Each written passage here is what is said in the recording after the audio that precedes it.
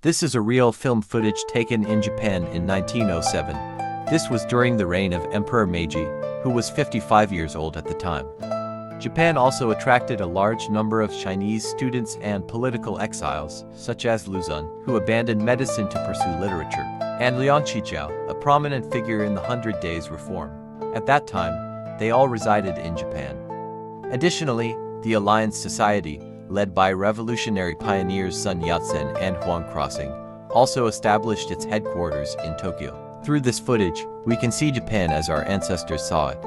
The current scene depicts the Shijo Bridge spanning the Kamogawa River in Kyoto. According to records from the Yasaka Shrine, the construction of this bridge began in the 1240s, the same century as the construction of the Lugou Bridge in Beijing. However, this bridge was frequently destroyed and rebuilt due to floods and other reasons. The Shijo Bridge in the footage was rebuilt in 1874 during the Meiji era, and by 1935, it had been damaged again by floods.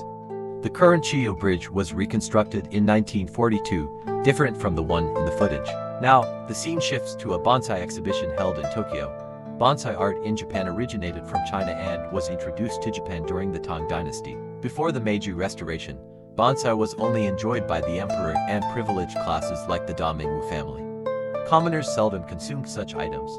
However, after the Meiji Restoration, bonsai art in Japan experienced significant development. Furthermore, Japan, being an island nation prone to disasters, often depicts bonsai with characteristics such as withered branches and high relief. This reflects Japan's educational reforms during the Meiji era, which aimed to provide universal education and replace private schools with public elementary schools. On March 21st of the year this footage was taken, Emperor Meiji issued Imperial Edict No. 52 of the 40th year of the Meiji era, extending compulsory education from 4 to 6 years. It's noteworthy that after the First Sino-Japanese War, Japan extracted over 230 million taels of silver from China under the Treaty of Shimonoseki.